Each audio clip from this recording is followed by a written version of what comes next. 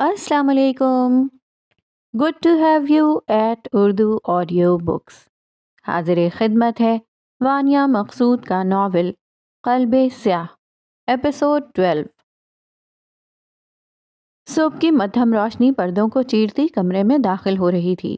ہوا میں ابھی رات کی نمی باقی تھی. کمبل آدھا بستر سے نیچے لڑھک چکا تھا.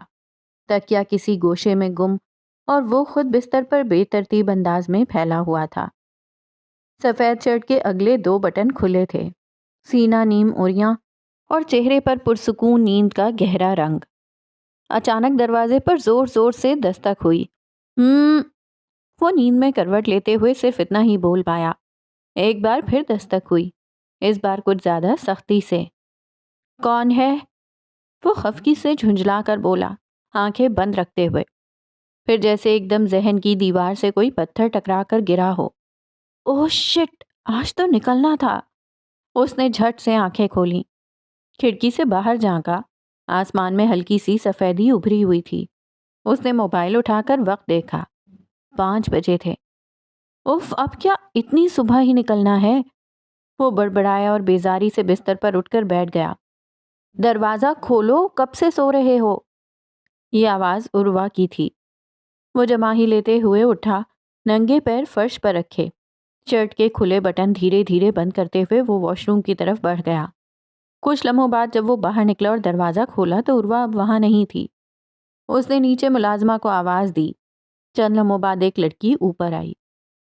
یہ شرٹ استری کر دو. اس نے نرمی سے کہہ کر شرٹ اس کے ہاتھ میں دی اور دروازہ بند کر دیا. نیند ابھی تک اس کی پلکوں میں لٹک رہی تھی. آخر صرف 1 ہی گھنٹہ تو وہ سویا تھا. دوسرے کمرے میں ماہیر آئینے کے سامنے خاموشی سے کھڑی تھی. کمرے کی پیلی روشنی اس کے چہرے پر نرمی سے پڑ رہی تھی اور وہ کسی اور ہی دنیا میں گم لگ رہی تھی. اس نے آج خاص طور پر تیاری کی تھی. اس نے سفید رنگ کا ہلکا اسٹائلش لان کا سوٹ پہنا ہوا تھا جس پر نیلے دھاگے کی نفیس کڑھائی تھی.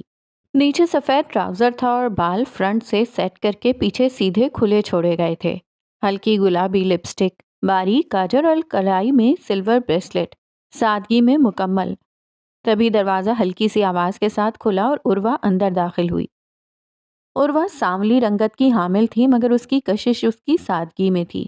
اس نے ڈارک جامنی رنگ کا ہلکا فری اسٹائل کرتا پہنا ہوا تھا جو کمر سے نیچے تک ڈھیلا تھا اور ساتھ میں سفید ٹراؤزر تھا. بالوں کو ایک ہائی پونی میں باندھا ہوا تھا جس سے اس کا صاف چہرہ نمایاں ہو رہا تھا. اس کے گلے میں ایک چھوٹا سا لاکٹ تھا اور کانوں میں چھوٹے سے سٹڈز. ہونٹوں پر بس ہلکی سی لپ بام کی چمک تھی مگر وہ اپنے انداز میں مکمل تھی. واہ، کہیں جا رہی ہو یا دل چرا کے لا رہی ہو؟ عروہ نے ہنستے ہوئے کہا، ماہر کو آئینے میں دیکھ کر. ماہر نے اس کے طنز کو نظر انداز کرتے ہوئے ایک ہلکی سی مسکراہٹ دی اور ایک بار پھر خود کو آئینے میں دیکھنے لگی. بس ویسے ہی تھوڑا تیار ہو گئی. اچھا لگ رہا ہے؟ بہت. اور ویسے بھی تم پر تو کچھ بھی جچ جاتا ہے پر آج الگ ہی لگ رہی ہو، عروہ نے سچائی سے کہا. ماہر نے ایک لمحے کو خود کو آئینے میں گہرائی سے دیکھا. وہ وہی تھی، ماہر سلیمان، مگر کسی کھوئے ہوئے رنگ کو شاید واپس لانے کی ایک خاموش کوشش کر رہی تھی. وہ شیشے کے سامنے کھڑا تھا، سفید ٹی شرٹ اور نیلے رنگ کے ڈارک پینٹ میں ملبوس، اوپر اسی رنگ کی ڈارک بلو جیکٹ پہنے ہوئے. اس کے بال ہلکے سمیٹے ہوئے اور گہرے کالے چشمے اس کی آنکھوں کو ایک پراسرار کشش دے رہے تھے. گلے میں چمکدار چین تھا جو اس کی شخصیت کو اور بھی دلکش بنا رہا تھا. براؤن بوٹس، اس کے ہاتھ کی 2 انگلیوں میں سجی انگوٹھی اس کی نفیس ذوق کی عکاسی کر رہی تھی. وہ نہ صرف تیار تھا بلکہ بے حد خوبصورت اور پرکشش بھی لگ رہا تھا. بس ایک ہفتے کے لیے اس حویلی سے جان چھوٹے گی. اپنے دل میں کہتا وہ ہلکا سا ہنسا جیسے کسی قید خانے سے رہائی کی تاریخ مل گئی ہو. پھر اس نے جیب سے موبائل نکالا، بے چینی سے اسکرین کو دیکھا. یہ ہاشم جواب کیوں نہیں دے رہا؟ حشام نے ایک سادہ مگر اسٹائلش وائٹ ٹی شرٹ پہنی تھی جو اس کے عضلاتی باہوں پر اچھی طرح فٹ آ رہی تھی. نیلے ڈینم جینز اور سادہ سفید اسنیکرز کے ساتھ اس کا لک بڑا آرام دہ اور کلاسک لگ رہا تھا. وہ آہستگی سے آریہ کے کمرے کے دروازے پر پہنچا اور نرم سی دستک دی. اندر آریہ آئینے کے سامنے کھڑی تھی. سادہ مگر بے حد پر اثر انداز میں تیار۔ سفید لان کا لمبا کرتا، نیچے چوڑی دار پاجامہ، چہرے پر کوئی میک اپ نہ تھا مگر وہ اپنی اسی سادگی میں مکمل لگ رہی تھی۔ بال ایک جانب سے کلپ میں سلیقے سے بندھے ہوئے تھے۔ کمرے میں روشنی صرف کھڑکی سے آتی سورج کی دھوپ کی تھی جو آریہ کے گرد ایک نرم سا نور بکھیر رہی تھی۔ حشام آہستہ سے دروازہ کھول کر اندر آیا اور نرمی سے اس کے قریب جا رکا۔ میں نہیں جانا چاہتی تھی حشام، آئینے میں اس کی طرف دیکھتے ہوئے وہ مدھم سی آواز میں بولی۔ حشام کے لبوں پر ایک نرم پر خیال مسکراہٹ ابھری۔ آریہ، تمہارا جانا ضروری ہے، تھوڑا باہر نکلو گی تو دل ہلکا ہوگا، شاید سانس لینا آسان لگے۔ چلو تیار ہو جاؤ، ہمیں نکلنا ہے۔ اسی لمحے حشام کا فون بجا۔ اس نے جیب سے موبائل نکالا، شہریار کا جواب آیا تھا۔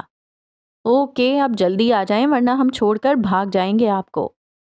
حشام بے اختیار ہنس دیا، دل کی ایموجی میں جواب دے کر فون جیب میں رکھا۔ ایک آخری نظر آریہ پہ ڈالی اور پھر آہستگی سے باہر نکل گیا۔ کچھ دیر میں حشام اور آریہ حویلی کے گیٹ سے اندر داخل ہوئے۔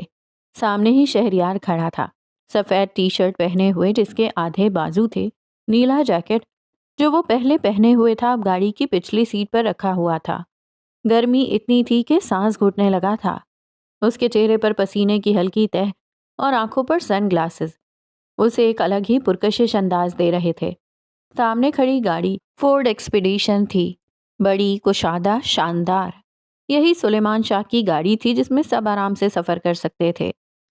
شہریار جھک کر گاڑی کا انجن چیک کر رہا تھا جب سامنے سے آتے حشام پر اس کی نظر پڑی۔ وہ ٹھٹک کر رک گیا، مسکرایا اور نظریں آریہ کی طرف چلی گئیں جو حشام کے پیچھے خاموشی سے چل رہی تھی۔ اس کے گھونگھریالے بال کندھوں سے نیچے نرمی سے بکھرے تھے جیسے دھوپ میں سنہری دھاگے جھلملا رہے ہوں۔ آ جائیں، آپ اندر بیٹھ جائیں، باقی سب بھی آتے ہی ہوں گے، پھر ہم نکلتے ہیں۔ وہ نرمی سے مسکرا کر بولا اور دوبارہ گاڑی کی طرف متوجہ ہو گیا۔ حشام نے ایک نظر آریہ کو دیکھا جو تھوڑی خاموش لگ رہی تھی۔ تم گاڑی میں بیٹھو یا پھر اوپر ماہر کے کمرے میں چلی جاؤ؟ آریہ نے آہستہ سے سر نفی میں ہلایا۔ نہیں، میں جھولے پر بیٹھ جاؤں گی۔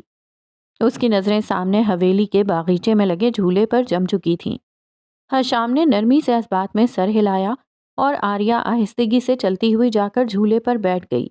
ہلکی ہوا اس کے بالوں کو چھیڑتی ہوئی گزر رہی تھی، جیسے لمحے کے لیے وقت تھم گیا ہو۔ آریہ جھولے پر خاموشی سے بیٹھی ہوئی تھی، نظریں جھکی ہوئی تھیں اور نگاہیں سبز گھاس پر جمی تھیں، لیکن اس کا دھیان کہیں اور بھٹک رہا تھا۔ ہوا کی ہلکی سرسراہٹ اس کے بالوں کو ہولے ہولے چھو رہی تھی، مگر وہ سب کچھ محسوس کرنے سے قاصر تھی۔ اس کی سوچوں میں صرف ایک چہرہ گونج رہا تھا، مہروش کا چہرہ۔ یہی جھولا تھا جہاں وہ دونوں اکثر بیٹھا کرتی تھیں۔ ٹھنڈی ہواؤں کے درمیان جب سورج ڈھلنے لگتا تھا تو مہروش اپنی تمام مصروفیات چھوڑ کر آریہ کے ساتھ آ بیٹھتی تھی۔ آریہ چاہے جتنی بار بلاتی، مہروش ہمیشہ سب سے پہلے اس کی آواز پر لبیک کہتی۔ وہ نہ صرف ایک دوست تھی بلکہ ایک صاحبان تھی، ایک سہارے جیسی جو آریہ کی ہر الجھن، ہر خاموشی کو بنا کہے سمجھ جاتی تھی۔ مہروش کے جانے کے بعد صرف ماہر ہی نہیں، آریہ بھی بکھر گئی تھی، وہ بھی ٹوٹ گئی تھی، بس خاموشی سے، کیونکہ مہروش ہی وہ واحد شخص تھی جو آریہ کے بکھرتے ہوئے ذہن کو سنبھالتی تھی، جو اس کی حالت کو بگڑنے سے روکتی تھی۔ اب جب وہ نہیں تھی تو آریہ دن بدن اور بھی زیادہ الجھنے لگی تھی، یہاں تک کہ اب تو وہ بہت سی باتیں بھولنے بھی لگی تھی، جیسے کوئی اندر ہی اندر مدھم ہوتے چراغ کی روشنی کے ساتھ یادیں بھی ماند پڑ رہی ہوں۔ وہ وہیں بیٹھی رہی، خاموش، گمسم، جیسے اس جھولے پر بیٹھ کر وہ وقت کے پیچھے جانا چاہتی ہو، اس وقت تک جب مہروش زندہ تھی اور آریہ مکمل۔ ماہر اور عروہ اپنے اپنے بیگز گھسیٹتی ہوئی سیڑھیاں اتر رہی تھیں، جیسے جنگ جیتنے جا رہی ہوں۔ اف اللہ، یہ کیا جہاز اٹھا رکھا ہے میں نے؟ عروہ دونوں ہاتھوں سے بمشکل بکسا سنبھالے ہوئے کراہ کر بولی، جیسے ہر سیڑھی اس پر قرض ہو۔ ہاں تو اپنے جہیز کا سامان کم بھرتی نا۔ ماہر اس سے تھوڑے فاصلے پر چلتی اپنی سانس سنبھالتی طنزیہ انداز میں بولی۔ پسینے میں شرابور وہ بکسے کو دیکھ کر کہہ رہی تھی جیسے اس نے پہاڑ چڑھ لیا ہو۔ تھوڑا سا ہی سامان ہے، اور وہ منہ پھلا کر بولی اور اگلی سیڑھی پر قدم رکھتے ہی لڑکھڑا گئی۔ آخری سیڑھی پر پہنچتے ہی ماہر نے جیسے میدان جنگ میں فتح پائی ہو، بیگ کو دھڑام سے زمین پر رکھا اور خود بھی وہیں بیٹھ گئی۔ اف! اس کے منہ سے جیسے روح نکل گئی ہو۔ پیچھے پیچھے آئی عروہ نے بھی اپنا بیگ اس کے پاس رکھا اور تھک کر وہیں بیٹھ گئی۔ دونوں کے چہرے سے ایسا لگ رہا تھا جیسے پوری حویلی اٹھا لائی ہوں۔ چیزیں ہم نے ایسے بھری ہیں جیسے پکنک پر نہیں، نئی زندگی شروع کرنے جا رہے ہوں۔ عروہ نے اپنے اور ماہر کے بھرے ہوئے بیگز کو دیکھتے ہوئے بیزاری سے کہا تو ماہر ہنس دی۔ پتہ نہیں وہاں پہنچ کر کون ہمارا بکسا پکڑے گا۔ اسی ہنسی مذاق کے بیچ اچانک ماہر کی نظر کھڑکی سے باہر پڑی اور وہ لمحے میں ساکت ہو گئی۔ چہرے سے مسکراہٹ غائب، آنکھیں حیرت سے پھیل گئیں۔ یہ یہاں کیا کر رہا ہے؟ وہ جیسے ہڑبڑا کر اٹھ کھڑی ہوئی۔ آواز میں ایک دم تناؤ آ گیا تھا۔ باہر شہریار کے ساتھ حشام کھڑا تھا، گہری باتوں میں مصروف۔ عروہ نے چونک کر اس کی نظروں کا تعاقب کیا اور پھر آہستگی سے کھڑی ہو گئی۔ یہ یہاں کیسے آ گیا؟ ماہر کا ماتھا تیوریاں چڑھائے سوال کر رہا تھا۔ عروہ نے نظریں چراتے ہوئے ہونٹ دبائے جیسے کوئی راز پکڑا گیا ہو۔ وہ بس یہ بھی ہمارے ساتھ جائے گا۔ کیا؟ کیوں؟ کیا یہ اب ہمارا نیا ٹور گائیڈ ہے؟ باہر وہ اب بھی خاموشی سے کھڑا تھا۔ سورج کی تپش جیسے سر پر برس رہی ہو اور ماحول میں عجیب سا تناؤ گھلا ہوا تھا۔ ماہر تیزی سے قدم بڑھاتی ہوئی سیدھی شہریار اور حشام کے درمیان آ کر کھڑی ہوئی۔ شہریار نے اسے آتے دیکھا تو فوراً نظریں چرا کر گاڑی کے انجن میں جھانکنے لگا، جیسے دنیا میں اس لمحے انجن ہی سب سے اہم چیز ہو۔ حشام نے بھی گھبرا کر ادھر ادھر نظریں دوڑائیں جیسے کچھ چھپانے کی کوشش میں ہو۔ اسی لمحے ماہر کی نظر جھولے پر بیٹھی آریہ پر پڑی۔ وہ بھی ساتھ جا رہی تھی۔ ماہر کے چہرے پر حیرت کا تاثر ابھرا۔ تم بھی ساتھ جا رہے ہو؟ اس نے اچانک پوچھا۔ آواز میں نرمی کم اور تیزی زیادہ تھی۔ حشام نے ایک نظر ماہر کو دیکھا۔ اس کی آنکھوں میں سختی تھی جیسے ہر سوال کا جواب دے دینا ضروری ہو گیا ہو۔ ہاں وہ… اس نے لمحہ بھر آریہ کی طرف دیکھا اور پھر ماہر کو سمجھانے کے سے انداز میں بولا۔ آریہ کی حالت دن بدن خراب ہوتی جا رہی تھی۔ گھر میں قید ہو کر وہ دماغی مریض بنتی جا رہی تھی۔ میں چاہتا تھا کہ وہ کچھ وقت باہر گزارے، تازہ ہوا میں جائے، ذہن ہلکا ہو۔ اس کی آواز میں ایک عجیب سی نرمی تھی جیسے وہ واقعی آریہ کے لیے فکر مند ہو۔ دروازے کے پار کھڑی عروہ بے چینی سے ماہر کو دیکھ رہی تھی جیسے کہہ رہی ہو، اب کچھ غلط نہ کہہ دینا۔ ماہر کا غصہ جو ابھی بھی اس کے چہرے پر واضح تھا، اچانک تھوڑا سا مدھم پڑا۔ حشام کے منہ سے آریہ کا ذکر سنتے ہی دل میں نرم سی لہر دوڑ گئی۔ اس نے گہری سانس لی، پھر باری باری شہریار، حشام اور پھر آریہ کی طرف دیکھا جو جھولے پر خاموش بیٹھی ہوئی تھی۔ دل میں خیال آیا، اگر حشام واقعی آریہ کے لیے آیا ہے تو اسے کیا مسئلہ ہونا چاہیے؟ آریہ کا بھی حق ہے کہ وہ سیر کرے، گھومے۔ وہ تو ویسے بھی ایک ذہنی جنگ سے گزر رہی ہے۔ اگر سفر سے سکون ملے تو یہ بہتر ہے۔ اوکے، اس نے مختصر سا جواب دیا۔ حشام نے جیسے سکون کا سانس لیا ہو۔ اسے لگا تھا ماہر اسے بے عزت کر کے سیدھا نکال دے گی، اور شہریار، وہ تو اب بھی سر جھکائے گاڑی دیکھ رہا تھا جیسے اسے پورا یقین ہو کہ آج تو اس نے قتل ہو ہی جانا تھا۔ ماہر خاموشی سے چند قدم چلتی ہوئی جھولے پر جا بیٹھی، آریہ کے بالکل پاس۔ اس کا چہرہ نرم تھا، آنکھوں میں ہلکی سی چمک تھی۔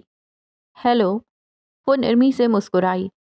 آریہ نے چونک کر اسے دیکھا جیسے کسی نے اس کی خلوت میں دخل دیا ہو۔ وہ ایک لمحے کو سہم گئی، پھر نظریں چرا لیں۔ ماہر تھوڑا پیچھے ہوئی، اسے مزید پریشان نہیں کرنا چاہتی تھی۔ کیسی ہو؟ اس کی آواز مدھم تھی جیسے دل سے نکلی ہو۔ آریہ نے کوئی جواب نہ دیا، وہ بس نظریں دوسری طرف کر کے خاموش رہی۔ ماہر نے اسے کچھ لمحے دیکھا، پھر خاموشی سے ادھر ادھر دیکھا اور پلٹ گئی۔ شاید وقت اور فاصلہ ہی کچھ جواب لاتے ہیں۔ کچھ دیر بعد سب اپنا اپنا سامان اٹھائے باہر آ چکے تھے۔ اف! ماہر نے بھاری بیگ نیچے رکھتے ہوئے ایک ہاتھ کمر پر رکھ لیا جیسے کمر میں جان ہی باقی نہ رہی ہو۔ پیچھے سے عروہ بھی بیگ گھسیٹتی آئی اور ایک گہری سانس کے ساتھ نیچے رکھا، جیسے کسی پہاڑ کو سر کر کے آئی ہو۔ شہریار نے دونوں کے بیگز پر ایک تیکھی نظر ڈالی، جیسے نظر سے ہی وزن گھٹا دے گا۔ واہ، ماشاء اللہ، ایک کام کرو، اس نے بیگ کی طرف اشارہ کر کے سنجیدہ لہجے میں کہا، ان دونوں کو گھر چھوڑ دیتے ہیں، بیگز کو ساتھ لے جاتے ہیں، ویسے بھی بیگز زیادہ کام آئیں گے، اس نے طنزی انداز میں کہا۔ حشام ہلکا سا ہنسا، عروہ بھی مسکرا دی، لیکن ماہر نے ایک لمحہ ضائع کیے بغیر شہریار کو گھورتے ہوئے کہا، منہ بند کرو اور بیگ کی جگہ بناؤ، چلو۔ ماہر نے سپاٹ لہجے میں کہا اور تیزی سے جا کر گاڑی میں بیٹھ گئی۔ شہریار نے گہری سانس لی، جیسے خود سے کہہ رہا ہو، صبر، بہت صبر کی ضرورت ہے۔ پھر وہ آہستہ آہستہ بیگ کی طرف بڑھا، پہلے ماہر کا بیگ اٹھایا۔ اف ماہر، اللہ تم سے پوچھے، اس میں کیا کوئی خاندانی خزانہ بھر کے لائی ہو، سونا چاندی یا خاندانی ہتھیار؟ اس نے بیگ جیسے تیسے گھسیٹ کر گاڑی میں فٹ کیا، بیگ جیسے گاڑی میں گھسنے سے انکار کر رہا ہو، لیکن شہریار نے آخرکار زبردستی گھسا ہی دیا۔ اب اس کی نظر عروہ کے بیگ پر پڑی۔ وہ ایک ہلکی سی بے چارگی سے مسکرائی، جیسے چپ چاپ کہہ رہی ہو، پلیز اس کو بھی ایڈجسٹ کر لو، وعدہ ہے اگلی بار ہلکا رکھوں گی۔ شہریار نے آنکھیں بند کر کے بے بسی سے سر ہلایا، پھر بیگ اٹھایا۔ یہ کیا ہے؟ تم نے پوری حویلی کا سامان اس میں ڈال دیا، پلنگ، چارپائی، پردے، سب یہی ہیں کیا؟ اس نے بیگ گاڑی میں رکھتے ہوئے ہنستے ہوئے کہا اور جیسے تیسے کر کے دوسرا بیگ بھی ایڈجسٹ کر ہی لیا۔ آخرکار جب سب بیگز گاڑی میں فٹ ہو گئے تو سب نے خود کو گاڑی میں ایڈجسٹ کرنا شروع کر دیا۔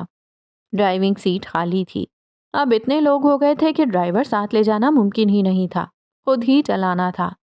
شہریار نے آ کر ڈرائیونگ سیٹ سنبھال لی۔ پہلے میں چلا لیتا ہوں، جب تھک جاؤں گا تو تم لوگ یعنی حشام یا کاشان سنبھال لینا، اس نے کہتے ہی چابی گھمائی، گاڑی سٹارٹ کی، ساتھ ہی کاشان بھائی آ کر بیٹھ گئے، بالکل وہیں جہاں شہریار بالکل نہیں چاہتا تھا کہ وہ بیٹھیں، اس لیے دل ہی دل میں بڑبڑانے لگا، یار اتنے سارے آپشن تھے، یہی جگہ ملی تھی ان کو۔ ماہر شہریار کی بالکل پچھلی سیٹ پر بیٹھی تھی، اس کے ساتھ عروہ اور عروہ کے ساتھ آریہ، جبکہ پچھلی سیٹ پر حشام اور زرلش بیٹھے تھے۔ شہریار نے اپنی جیکٹ سیٹ کے ساتھ ٹکا دی تھی جو بالکل ماہر کے سامنے تھی۔ جیکٹ سے اٹھتی تیز خوشبو سیدھی ماہر کی ناک میں گھس رہی تھی، جس سے وہ اور زیادہ الجھ گئی۔ اتنا تیز پرفیوم لگانے کی ضرورت کیا ہوتی ہے اسے؟ خدا کی قسم، دماغ خراب ہو رہا ہے۔ وہ دل میں سوچتی، ناک چڑھاتی، آہستگی سے کھڑکی کا شیشہ نیچے کرنے لگی۔ پتہ نہیں کتنے سال بعد وہ سب ایک ساتھ ٹرپ پر جا رہے تھے۔ پچھلی بار جب بھی گئے ہوں گے مہروش ضرور ساتھ ہی رہی ہوگی، اور اب وہ نہیں تھی۔ ایک زخمی سی مسکراہٹ ماہر کے لبوں پر ابھری جو دل کے اندر کہیں جا کر ٹوٹ گئی۔ زندگی بھی کتنی عجیب شے ہے نا، کل تک سب ساتھ ہوتے ہیں، ہنستے ہیں، جیتے ہیں، اور پھر ایک دن اچانک کوئی لمحہ، کوئی موت سب کچھ ختم کر دیتا ہے۔ وہ خاموشی سے کھڑکی کے باہر دیکھتی رہی۔ ہوا اس کے بالوں میں لہریں ڈال رہی تھی۔ اس نے دونوں بازو کھڑکی کے کنارے پر رکھے اور ان پر سر ٹکا دیا۔ رات بھر کی بارش کے بعد اسلام آباد کی یہ صبح واقعی ٹھنڈی ہو چکی تھی، اور یہ ٹھنڈی ہوا اس کے چہرے کو چھو کر جیسے کچھ پرانے لمس تازہ کر رہی تھی، مگر شہریار کی جیکٹ سے آتی وہ خوشبو اب بھی اس کے دماغ کو پریشان کیے جا رہی تھی۔ اچانک گاڑی کے اندر تیز آواز میں گانا گونجنے لگا۔ ہائے، یہ اچھا گانا ہے، عروہ نے پوری خوشی سے کہا، کیونکہ اس نے ہی کوئی پرانا پرجوش گانا لگا دیا تھا۔ ماحول ایک دم بدل گیا تھا، باہر ٹھنڈی ہوا، اندر گرم یادیں۔ کچھ گھنٹے مسلسل سفر کرنے کے بعد وہ لوگ ایک خوبصورت سے ریسٹورانٹ پر رکے۔ وہاں سب نے ناشتہ کیا، تھوڑا سا گھومے، ہنسی مذاق ہوا، کچھ تصویریں بھی بنیں، مگر جوں ہی دوبارہ گاڑی کی طرف بڑھے ماحول پھر سے تھوڑا سنجیدہ ہو گیا۔ اب شہریار ڈرائیونگ سیٹ پر نہیں تھا، اس کی جگہ حشام نے اسٹیئرنگ سنبھالا تھا اور شہریار پیچھے آ کر اسی جگہ آ بیٹھا جہاں پہلے حشام تھا۔ ماہر جو پہلے اس کے بالکل پیچھے بیٹھی تھی اب اس کے بالکل سامنے تھی۔ ان کے بیچ میں سیٹ کی پشت تھی، مگر فاصلے کچھ اور طرح کے تھے۔ ماہر کے بال ایک طرف کندھے پر ڈھلک رہے تھے، کچھ لٹیں بار بار اس کے چہرے کے قریب آتیں جو شہریار کی نظروں میں آ رہی تھیں۔ اس کی جیکٹ اب بھی سیٹ کی پشت پر لٹکی تھی، وہی تیز خوشبو۔ شہریار کی نگاہیں ماہر کے بالوں پر ٹھہری تھیں، کوئی خاص جذبات نہیں تھے، نہ محبت نہ چاہت، بس ایک ضد تھی، جیسے کوئی ٹارگٹ ہو جسے پورا کرنا ہے۔ وہ خاموشی سے باہر دیکھنے کا ناٹک کر رہا تھا، مگر دماغ میں اپنے باپ کی باتیں گونج رہی تھیں۔ اس کے باپ نے بھی اسے ایک عجیب مشن پر ڈال دیا تھا۔ کچھ وقت تک خود کو سدھارنا ہوگا شہریار، لڑکیوں سے فاصلہ رکھنا، اپنی شبیہ بدلنی ہوگی۔ اگر ماہیر کو پانا ہے تو اسے یقین دلانا ہوگا کہ تو واقعی بدل گیا ہے۔ شہریار کی اندرونی ہنسی دب گئی۔ میں اور بدل جاؤں؟ ناممکن۔ وہ خود کو اچھی طرح جانتا تھا، بس کچھ عرصے کی اوور ایکٹنگ ہے۔ وہ اب بھی ماہر کو دیکھے جا رہا تھا، اس کے اڑتے بال، اس کی خاموشی اور وہ بے خبری۔ اسے کچھ معلوم نہ تھا کہ اس کے آس پاس بیٹھا وہ شخص دل جیتنے کی اداکاری کر رہا ہے، جو شاید دل تو جیت لے مگر خود کبھی واقعی کسی کا نہ ہو سکے گا۔ رات کے 11 بج چکے تھے۔ ابھی تک کسی نے رات کا کھانا نہیں کھایا تھا۔ پہاڑی سڑک سنسان تھی، کبھی کبھار 2-4 گاڑیاں سامنے سے گزرتی، ورنہ سارا راستہ ایسا لگتا جیسے صرف انہی کی گاڑی اس اندھیری خاموش وادی میں چل رہی ہو۔ یہ علاقہ چلاس کا تھا، گلگت بلتستان کا ایک خوبصورت مگر ویران سا مقام، جو اس کردو سے تقریباً 7 سے 8 گھنٹے کی مسافت پر واقع ہے۔ یہ اس کردو کے سفر کا درمیانی پڑاؤ تھا، جہاں رات گزارنا بہتر سمجھا گیا۔ گاڑی کے شیشے پر ہلکی دھند نے چھوٹی سی تہ بچھا رکھی تھی۔ سردی تیزی سے بڑھتی جا رہی تھی۔ سب خاموشی سے سوئے ہوئے تھے سوائے کاشان کے، جو ڈرائیونگ کر رہا تھا، اور اس کے برابر میں حشام نیم آنکھوں کے ساتھ اونگ رہا تھا۔ ماہر اپنی جگہ پر سر کھلی کھڑکی سے ٹکا کر گہری نیند میں تھی۔ اس کے کندھے پر عروا کا سر جھکا ہوا تھا اور آریہ ان دونوں کے ساتھ پیچھے ٹیک لگائے سو رہی تھی۔ پچھلی سیٹ پر زرلش شہریار کے گھٹنوں پر سر رکھے ٹانگیں سیدھی کیے بے خبر سو رہی تھی۔ شہریار بس خاموشی سے باہر پہاڑوں کو تک رہا تھا۔ اس کی جیکٹ اب بھی وہیں سیٹ کے پیچھے لٹکی ہوئی تھی۔ سردی محسوس تو ہو رہی تھی، لیکن اگر وہ ماہر کو جگا کر جیکٹ دینے کا سوچتا بھی تو فوراً دل میں خیال آ جاتا، وہ تو جاگتے میں خونخوار ہوتی ہے، نیند میں پتہ نہیں کیا کر دے۔ اس لیے اس نے یوں ہی ہاتھ جیبوں میں ڈالے گردن سیٹ سے ٹکائے رکھ دی۔ اچانک گاڑی ایک جگہ آہستہ ہوئی اور پھر رک گئی۔ کاشان نے سب پر ایک نظر ڈالی اور پھر شہریار کی طرف دیکھا، جو جاگ رہا تھا۔ اٹھاؤ سب کو، ہوٹل آ گیا ہے، یہاں کھانا بھی کھائیں گے اور رات یہیں رکیں گے۔ آہستہ آہستہ سب کی آنکھیں کھلنے لگیں۔ گاڑی کا دروازہ کھلا، ٹھنڈی ہوا کا ایک جھونکا اندر آیا تو ہر کوئی ایک لمحے کو کانپ گیا۔ ماہر نے نیم آنکھوں سے ارد گرد دیکھا۔ اس کے بال بکھرے ہوئے تھے، آنکھیں نیند سے بوجھل۔ عروا نے بمشکل کمر سیدھی کی۔ آریہ نے ایک جماہی لی۔ شہریار نے زرلش کو اپنی گود سے اٹھا کر سیدھا کیا تاکہ وہ آسانی سے باہر نکل سکے۔ حشام ہلکا سا سستا کر کچھ تازہ دم ہو چکا تھا۔ رات بہت ٹھنڈی تھی مگر منظر دلکش۔ پہاڑ، ہوا، خاموشی اور نیند سے بوجھل قدموں کے ساتھ سب ہوٹل کی طرف بڑھنے لگے۔ وہ سب نیند سے بوجھل قدموں کے ساتھ ہوٹل کی طرف بڑھے۔ ہوٹل کوئی بہت جدید یا شاندار نہیں تھا، مگر اس پہاڑی علاقے میں رات گزارنے کے لیے ایک اچھی اور پرسکون جگہ تھی۔ لکڑی سے بنی دیواریں، باہر ایک چھوٹا سا لان اور اندر داخل ہوتے ہی لکڑی کی ہلکی سی خوشبو ہر طرف پھیلی ہوئی تھی۔ ریسیپشن پر ایک درمیانی عمر کا آدمی بیٹھا تھا، جو مسکرا کر ان کا استقبال کرنے لگا۔ کمرے پہلے سے بک تھے، اس لیے بغیر کسی مسئلے کے چابیاں ہاتھ میں تھمائی گئیں۔ کمرے سادہ مگر صاف ستھرے تھے۔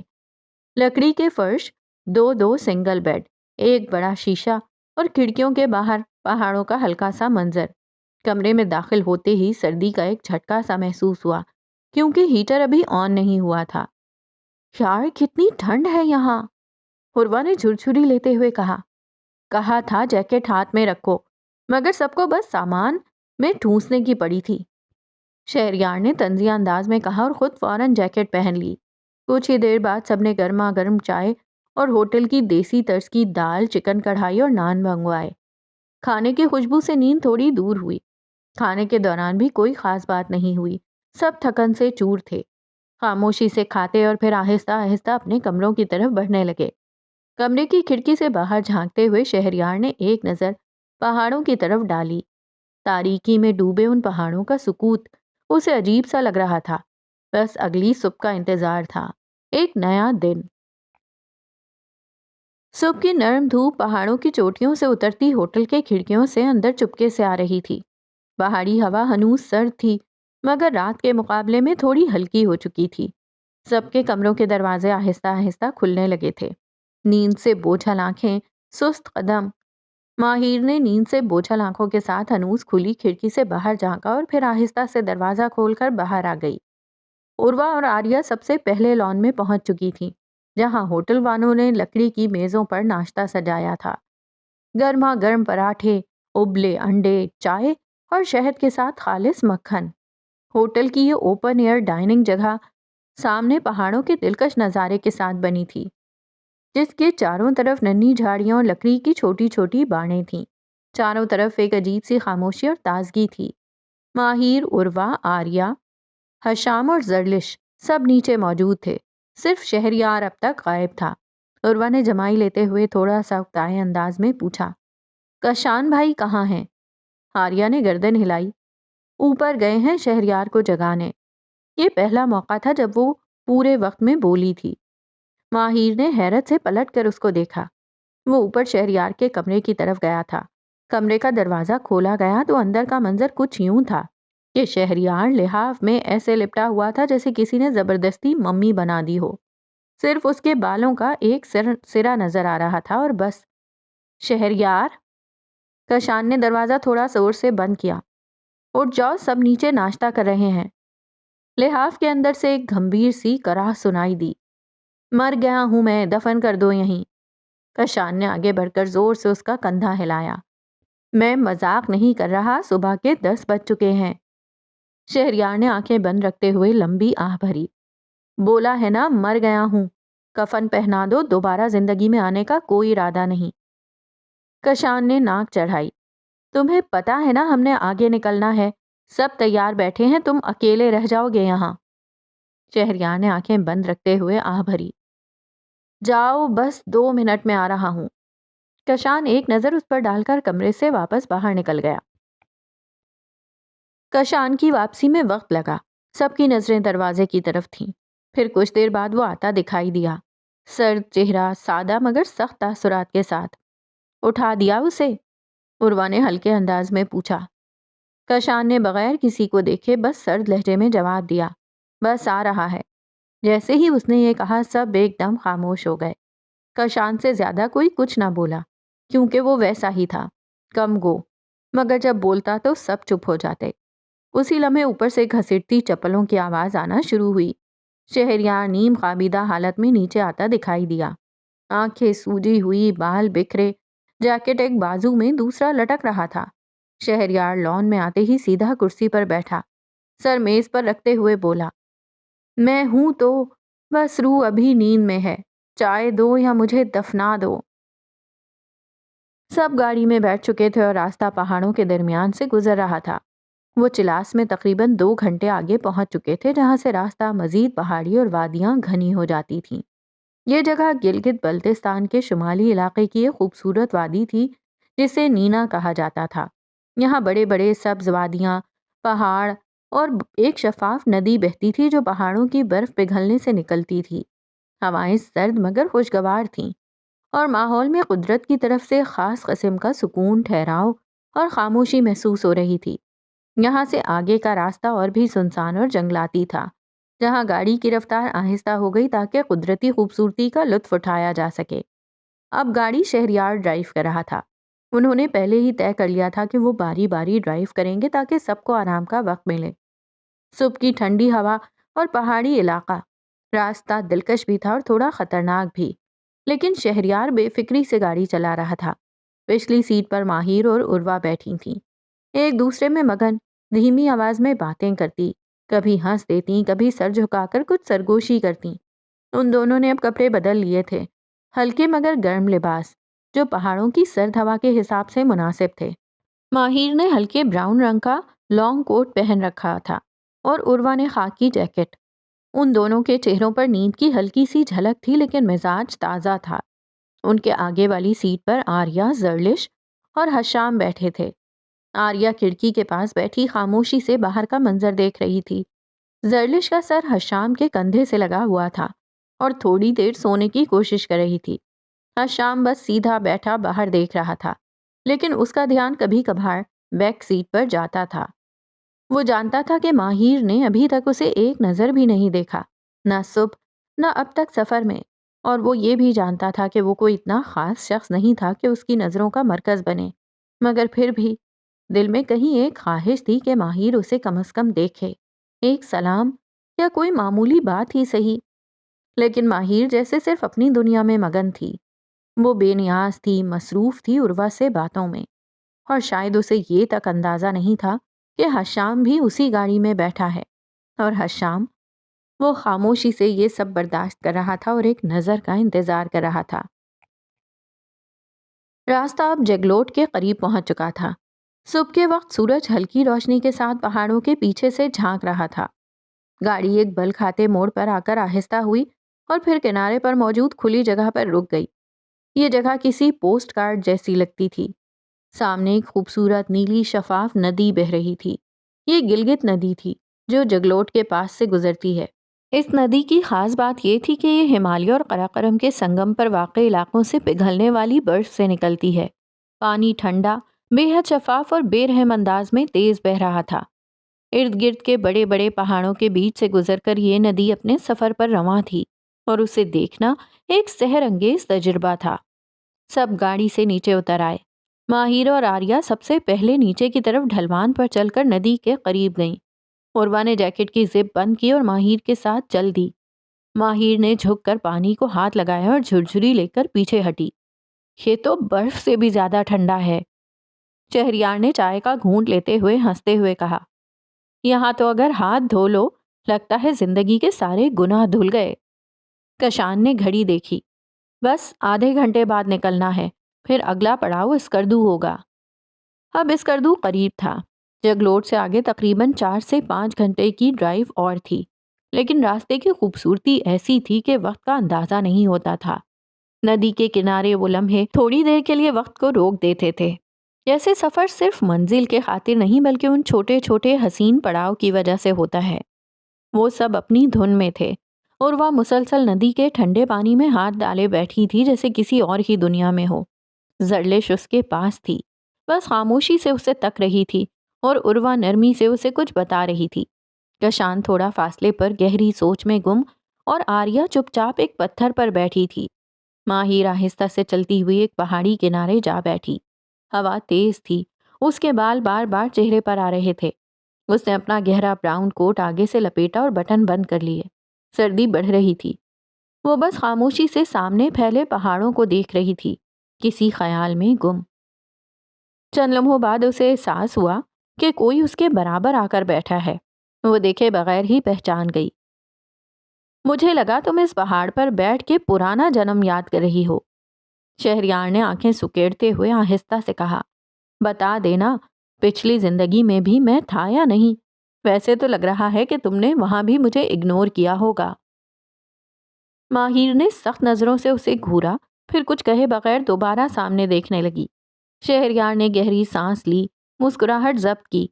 ماہر نے تیکھی نظر ڈالتے ہوئے کہا، تب بھی نظر انداز کیا ہوگا، عادت نہیں ہے فضول لوگوں پہ وقت ضائع کرنے کی۔ شہریار اس کی بات سن کر ایک لمحے کو ساکت ہوا، پھر اچانک زور سے ہنس پڑا۔ اس کی ہنسی پہاڑوں میں گونجی جیسے کوئی بچہ دل کھول کے ہنس رہا ہو۔ شہریار نے سینے پر ہاتھ رکھ کر دکھاوے کا صدمہ لیا۔ اف، دل توڑ دیا تم نے۔ اب اگر میں پہاڑ سے چھلانگ لگا دوں تو قاتل تم کہلاؤ گی۔ اس نے کوئی جواب نہ دیا۔ شہریار نے ایک نظر اس پر ڈالی، پھر خاموشی سے وہیں بیٹھا رہا، اور وہ بھی اپنی جگہ سے نہ ہلی۔ کچھ لمحے بیت گئے، پھر وہ دھیرے سے بولا، کیا سوچ رہی ہو ویسے؟ یہی کہ تم کب مرو گے، ماہر نے نظریں ہٹائے بغیر کہا۔ شہریار نے ایک زوردار قہقہا لگایا۔ ماہر نے ایک کٹیلی نگاہ اس پر ڈالی اور پھر خاموشی سے سامنے دیکھنے لگی۔ وہ ہنستا رہا، پھر مسکراہٹ سنبھالتے ہوئے بولا، اور قاتل تم ہوگی انشاءاللہ، ماہر نے سرد لہجے میں کہا۔ وہ تھوڑا جھک کر اس کے قریب آیا اور دھیمی آواز میں بولا، چلو کم از کم تمہارے دل و دماغ میں میرا خیال تو آتا ہے، مرنے کے بہانے ہی صحیح۔ ماہر نے پلٹ کر تیز کاٹ دار نظر اس پر ڈالی اور بے نیازی سے سامنے دیکھنے لگی۔ اس کا دل چاہا کوئی بھاری پتھر اٹھا کر سیدھا شہریار کے ماتھے پر دے مارے۔ تم ایسے کیوں ہو رہے ہو؟ ماہر نے اچانک سوال کیا، جیسے بہت کچھ دل میں جمع تھا۔ کیسے؟ شہریار نے حیرت سے اسے دیکھا۔ تم جانتے ہو کہ ہم ایک دوسرے کو نہ پسند کرتے ہیں نہ برداشت، نہ ہم بات کرتے ہیں نہ ایک دوسرے کو دیکھنا گوارا کرتے ہیں، اور جب کبھی دیکھ بھی لیں تو صرف جھگڑا ہوتا ہے۔ تو پھر تمہارا یہ اچانک نرم لہجہ، یہ میٹھے جملے؟ ماہر نے رخ موڑ کر اس کی آنکھوں میں دیکھا، لہجہ تلخ ہو گیا۔ تمہیں لگتا ہے میں ان لڑکیوں جیسی ہوں جو تمہاری باتوں سے بہک جائیں، جو تمہاری ہر جھوٹی بے معنی بات پر دل ہار جائیں، تو تم بہت غلط ہو شہریار سلیمان۔ میں ان کمزور لڑکیوں میں سے نہیں ہوں۔ وہ صاف کڑوی بے لچک بات کر کے نظریں پھیر گئی، مگر شہریار کے لبوں پر ہنسی دھیرے دھیرے ماند پڑ گئی۔ ہاں، اب ایک دوسرے کی شکل دیکھنا بھی پسند نہیں کرتے، اب لڑتے ہیں، ایک دوسرے سے چڑھتے ہیں، مگر پہلے تو ایک دوسرے کی شکل دیکھے بغیر دن گزرتا ہی نہیں تھا۔ لڑائی تو ہمارے درمیان کبھی آئی ہی نہیں تھی، پورا دن ایک دوسرے کے ساتھ کھیلتے گزرتا تھا۔ ہم پورا دن ساتھ ہنستے کھیلتے لڑتے تک نہیں تھے، صرف دوست تھے۔ ماہر کی آنکھوں میں لمحے بھر کو وہ پرانی جھلک لوٹ آئی۔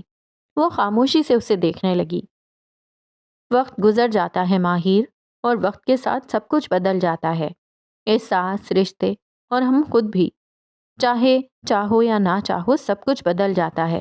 تم تو بھول بھی گئی نا وہ سب کچھ، وہ بچپن کی دوستی، ہر پل کا ساتھ۔ شہریار نے دھیرے سے نظریں اٹھائیں۔ تم بھول گئی نا وہ ساری باتیں، وہ بچپن، وہ دوستی، وہ سچا بے غرض رشتہ؟ شاید تمہیں بھولنا بھی چاہیے تھا، آخر تم نے ہی تو اسے توڑنے کا فیصلہ کیا تھا۔ ماہر نے دھیمی آواز میں کہا۔ میں نے اپنی مرضی سے نہیں توڑا تھا شہریار، میں چھوٹی تھی، ناسمجھ تھی، نہ سمجھ مجھ میں تھی نہ تم میں۔ شہریار کا لہجہ یکدم کڑوا ہوا۔ مگر مہروش میں تو سمجھ تھی نا، وہ تو چھوٹی نہیں تھی، پھر کیوں؟ ماہر کی آنکھیں ایک دم پھیل گئیں، جیسے پرانے زخم ہرے ہو گئے ہوں۔ ہم سب بچے تھے، اس عمر میں دوستیاں کب قائم رہتی ہیں، لوگ آتے ہیں چلے جاتے ہیں، مگر میں چلے جانے والوں میں سے نہیں تھا ماہر۔ شہریار کی آواز میں پہلی بار ایک سچا درد، ٹوٹا ہوا غرور محسوس ہوا۔ اس کے دل میں واقعی کچھ چبھا تھا۔ پھر وہ ندی کی طرف دیکھنے لگا۔ آس پاس ہوا چل رہی تھی، پہاڑ خاموش کھڑے تھے، دور لوگ ہنس رہے تھے، مگر یہ دونوں جیسے وقت سے الگ کسی اور لمحے میں بیٹھے تھے۔ ایسا نہیں ہوتا ماہر، سچی دوستی وقت کی محتاج نہیں ہوتی، وہ بچپن کی ہو یا بڑھاپے کی، اگر سچی ہو تو توڑی نہیں جاتی، نبھائی جاتی ہے۔ جیسے پرانی کتاب کا پہلا صفحہ چاہے پورا ناول بدل جائے، پہلا صفحہ ہمیشہ یاد رہتا ہے۔ تم وہ تھیں جو اس صفحے کو فراموش کر گئیں، اور میں وہ تھا جو اسی صفحے میں جیتا رہا۔ تم بھول گئیں اور میں کبھی نہیں بھولا۔ ماہر کچھ کہنے ہی لگی تھی، مگر شہریار کی نظریں اس پر پڑیں اور وہ خاموش ہو گئی۔ تمہیں یاد ہے نا تم نے اس دن کیا کہا تھا؟ شاید تم بھول گئی ہو، مگر مجھے تمہارا ہر لفظ، ہر کڑوی بات آج بھی یاد ہے۔ ماہر کے چہرے کی سختی کچھ دیر کے لیے مٹ گئی۔ اس نے شہریار کو دیکھا جو سامنے بہتی ندی کو گھور رہا تھا۔ تم نے کہا تھا میں ایک برا انسان ہوں ماہر۔ اگر میں برا تھا بھی تو تمہارے لیے خود کے اندر ہر بری عادت کو اس وقت ختم کرنے کو تیار تھا۔ پھر تم نے کیوں چھوڑ دیا مجھے؟ مجھے تو آج بھی وہ سب یاد ہے۔ تم بھول گئی، مگر میں نہیں بھولا ماہر، میں نہیں بھولا۔ اب وہ واقعی سنجیدہ تھا۔ پتہ نہیں کیسے، مگر یہ موضوع جس طرف جا رہا تھا، دونوں کے لہجے سنجیدہ ہوتے جا رہے تھے۔ شہریار جو اب تک مذاق میں بات کر رہا تھا، صرف اداکاری کے ذریعے اس کا دل جیتنے کی کوشش کر رہا تھا، اب سچ میں دل سے کچھ کہہ رہا تھا، جیسے اندر کہیں بہت کچھ دبا بیٹھا ہو۔ تم مجھے اس وقت بہت کچھ کہہ کر چھوڑ گئیں اور میں برداشت کر گیا، مگر پھر ہمارے بیچ باتیں کم ہونے لگیں، ہم ایک دوسرے کو دیکھتے تک نہیں تھے۔ پھر میں سب کچھ بھولتا گیا، تم سے دھند مٹاتا گیا، اور پھر تم مجھے واقعی بری لگنے لگیں، لیکن اب وہ رکا۔ اس کی نظریں ماہر پر جمی تھیں، جو پتہ نہیں کب سے اسی کو دیکھ رہی تھی۔ اب تم بری نہیں لگتی، شاید اب میں چاہتا ہوں کہ تم مجھ سے پہلے جیسی دوستی کر لو۔ مہروش تھی جس نے ہمیں ایک دوسرے سے دور کیا تھا، جس نے ہماری دوستی توڑی تھی، مگر اب مہروش نہیں ہے۔ اب ہماری دوستی کو کوئی نہیں توڑ سکتا۔ بتاؤ، کرو گی مجھ سے دوستی؟ وہ اسے دیکھتا ہوا بولا۔ ماہر نے انکار میں سر ہلایا۔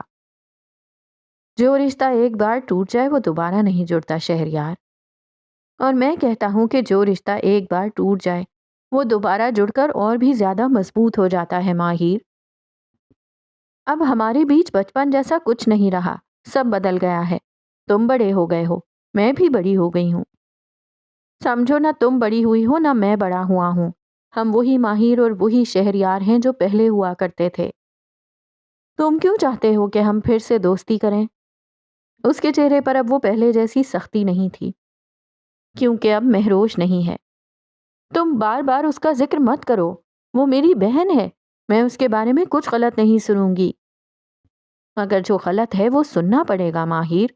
تمہاری بہن نے ہماری دوستی توڑی تھی، یہ بات تو سچ ہے، اور اب جب وہ نہیں ہے تو پوری زندگی ہماری دوستی چل سکتی ہے۔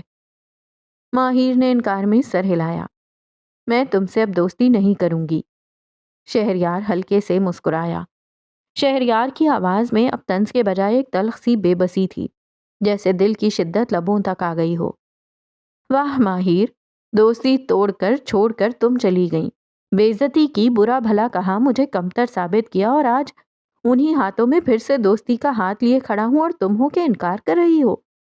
ماہر نے گہری سانس لی۔ آنکھوں میں بے یقینی اور تھکن سی اتر آئی، جیسے برسوں پرانے زخموں کو کوئی پھر سے چھیڑ رہا ہو۔ یہ اچانک بچپن کی دوستی بیچ میں کہاں سے آ گئی شہریار؟ جب برسوں تک ہم اجنبیوں کی طرح جیتے رہے تو آج یہ پرانی بھولی بسری باتیں کیوں یاد آنے لگیں؟ شہریار نے نگاہیں نیچی کیں، پھر دھیرے سے بولنے لگا۔ اس کے لہجے میں ٹوٹا ہوا احساس چھپا نہ رہ سکا۔ جہاں جذبات ادھورے رہ جائیں وہاں یادیں بیچ میں آ ہی جاتی ہیں ماہر، اور کچھ یادیں تو ایسی ہوتی ہیں جو ہم چاہ کر بھی دل کے دروازے پر دستک دینا نہیں بھولتی، جیسے تمہاری وہ مسکراہٹ جو صرف بچپن میں میری ہوا کرتی تھی۔ ماہر کا دل جیسے ایک لمحے کو چپ ہو گیا ہو، لب سل گئے اور نگاہیں زمین پر جم گئیں۔ اسے لگا جیسے اب کہنے کو واقعی کچھ باقی نہ رہا ہو۔ ماہر نے آخری نگاہ اس پر ڈالی، جیسے دل کے اندر چھپا ہر دکھ، ہر ملال ایک نظر میں کہہ دیا ہو۔ پھر وہ آہستہ سے پلٹی اور چند قدم خاموشی سے چل دی۔ شہریار وہیں بیٹھا رہا، جیسے وقت رک گیا ہو، اور وہ خود حیران تھا کہ وہ لمحے بھر میں اتنی گہری باتیں کیسے کہہ گیا، جیسے برسوں سے دل میں قید سب الفاظ آج خود بخود لبوں پر آ گئے ہوں۔ شاید یہ وہ باتیں تھیں جو وہ کبھی کسی سے نہیں کہہ پایا تھا، حتیٰ کہ خود سے بھی نہیں۔ کیا واقعی وہ اب تک اس دوستی کو نہیں بھلا پایا تھا؟ ہاں، یہی تو سچ تھا۔ کیسے بھولتا؟ سچی دوستیوں کو کبھی فراموش نہیں کیا جا سکتا۔ یہ وہ رشتے ہوتے ہیں جو دل کی جڑوں میں پیوست ہو جاتے ہیں، چاہے وقت جتنا بھی گزر جائے۔ وہ ایک لمحہ، وہ ایک ہنسی، ایک ساتھ بتایا ہوا دن، سب ویسا ہی رہتا ہے، زندہ، مکمل۔ شہریار نے ایک گہرا سانس لیا، خاموشی سے اٹھا، ندی کی طرف آخری نظر ڈالی۔ پانی بدستور بہہ رہا تھا، مگر اس کے اندر جیسے کوئی ٹھہر گیا تھا۔ وہ آہستگی سے قدم بڑھاتا اس طرف جانے لگا جہاں سب بیٹھے ہنس بول رہے تھے۔ ٹھنڈی ہوا اب بھی چل رہی تھی، مگر اب وہ ٹھنڈ اسے نہیں چھو رہی تھی، جیسے اندر کا شور باہر کی ہوا سے بھاری ہو گیا ہو۔ شاید کچھ رشتے کبھی ختم نہیں ہوتے، بس وقت کی ایک تہہ کے نیچے چھپ جاتے ہیں، اور پھر کسی سرد شام، کسی بہتی ندی کے کنارے خاموشی میں جاگ اٹھتے ہیں۔